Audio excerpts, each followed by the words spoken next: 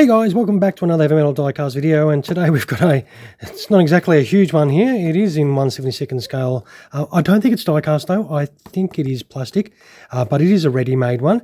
It is, I don't know the actual manufacturer. It's all in, I think that's Chinese, but it is a very strange aircraft.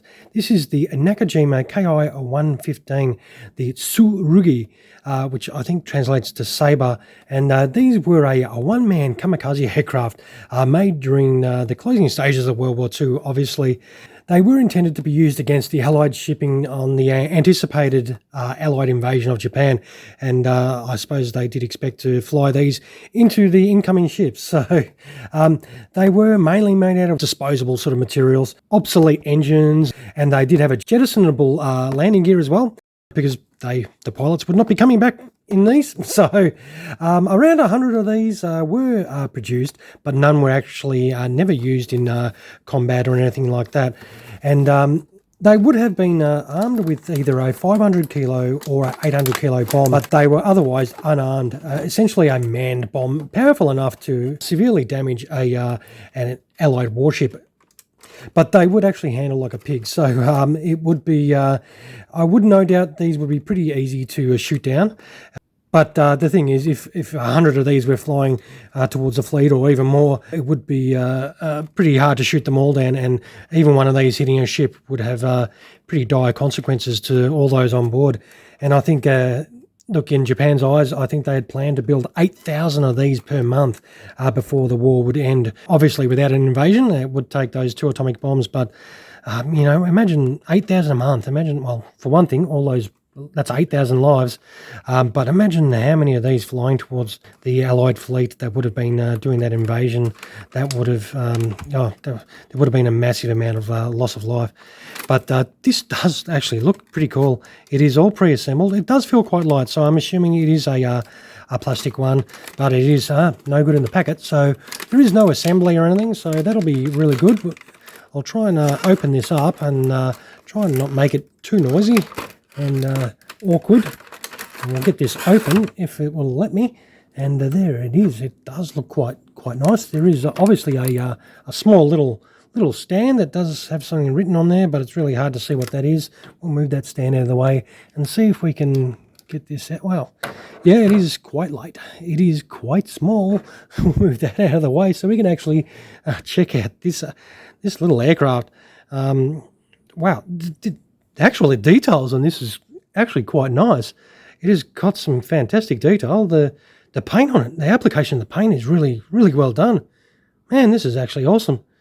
I paid $25 off a seller on eBay for this, and I have no regrets whatsoever. This thing looks absolutely cool for what it is. It is a very unusual aircraft, and I think it is something cool to add to your collection, something a little bit different. And they were a very basic aircraft, pretty much just a stick inside and for your controls, and bare essential instrument panel and everything like that.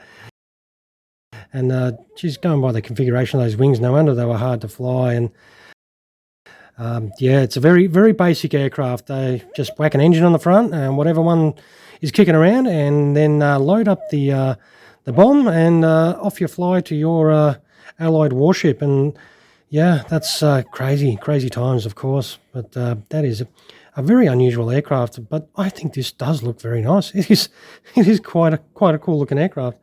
I gather with the stand, I'm not sure how it. Okay, well, it slips in under the bomb like that. And that's how I gather you would display it. And where's it gone? Sausage finger test. I mean, this thing is small. I'll zoom in for you, and we'll sort of wind this video up. But I reckon it was something very cool, very strange, very different, and I wanted to bring it to you guys and show you. And if you like it, maybe you can hunt one down for your own collection as well. So yeah, I reckon it's pretty cool. I will wrap this video up. I'll take some close-up photos of this so you can actually see it without my sausage fingers all over it. And where to go, you know, it's so small. So it's a Nakajima Ki-115 Tsurugi, which is sabre, I think, in English. And these were going to be used against the Allied invasion by Japan, but which, of course, as you well know, never eventuated. But I reckon it's pretty cool. And it's 1/72 scale, but it is like a plastic. It's quite light, but the details on it is fantastic. I reckon it comes up great. And I'll make something interesting to add to your collection for sure. All right, guys, as I said, I'll take some happy snaps of this. If you like this aircraft like me, throw us a couple of those if you can spare the time, of course. And if you've yet to subscribe to the channel, feel free to do that. I will chuck those photos on at the end of the video, and you can check them out as this video winds up right now. All right, once again, thank you very much for spending your valuable time, of course, watching this video. I hope you enjoyed this little content today, because it is little. And thank you very much for your time. You all have a fantastic rest of your day. Cheers, guys.